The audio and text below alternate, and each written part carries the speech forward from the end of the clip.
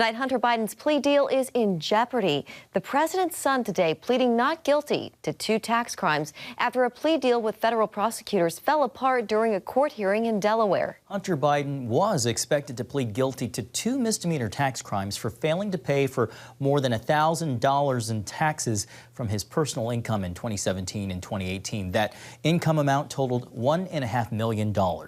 During today's hearing, a dispute arose over whether the deal with prosecutors gave him protection against future charges. Biden is also charged with possession of a firearm by a known drug user. A diversion agreement would have allowed him to not technically plead guilty to that crime. The overlapping agreements created confusion for the judge, who gave defense lawyers and prosecutors 30 days to explain why she should accept the deal. David Brody is our chief political analyst, and he joins us now to help us break down this story.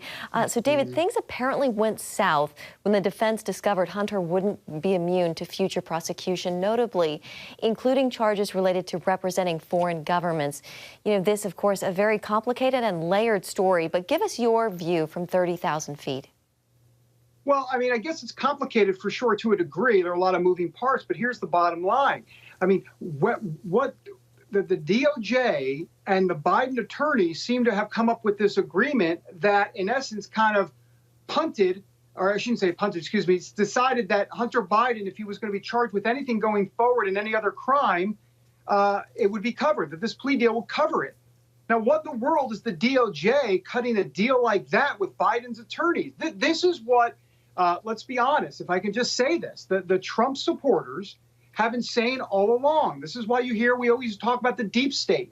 This is what they will say is the deep state at play, that the DOJ and the Biden attorneys, in essence, kind of getting together. You would think they'd be on opposite sides here, but no, when it came to a plea bargain, they tried to get on the same side and tuck this in to the plea bargain deal. And the judge said, wait a minute, absolutely not. And by the way, this was a judge appointed by, nominated and confirmed by President Trump. So this is what's really going on, and this raises suspicions on everything that the Trump supporters have been saying all along. Remember, they talked about the Hunter Biden laptop story, that was suppressed by the media, and we know it was now. But at the time, the Hunter Biden story, the laptop story, was not a big deal.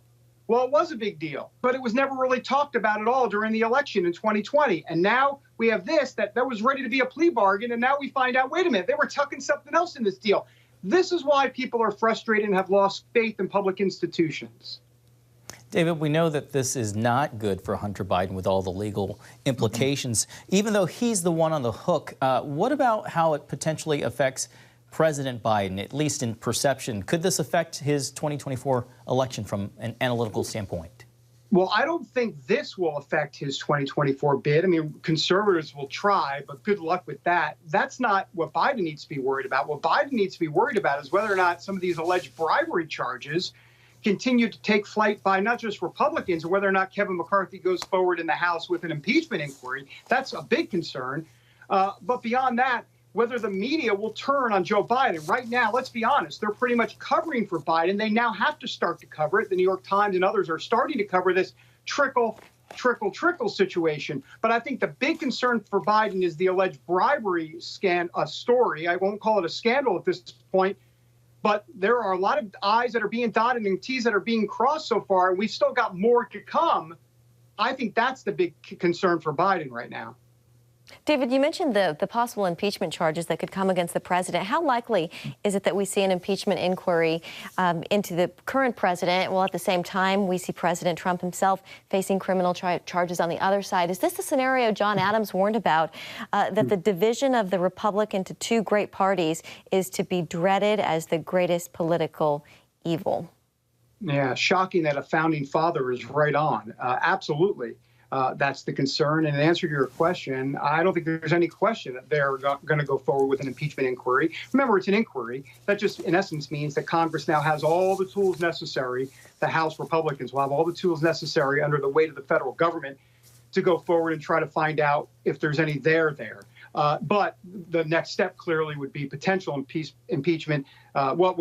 Subcommittee hearings and votes and proceedings and all of that. We'll see if it even gets to that. But I think this is the road Republicans are going down. And this is, we've always talked about being in an ideological civil war, an informational civil war, a cultural civil war. Well, definitely a political civil war. You put it all together, and I think John Adams' words are ringing true now more than ever. All right, we're going to have to leave it there. CBN News Chief Political Analyst David Brody. Thanks so much, David. Thank you, David.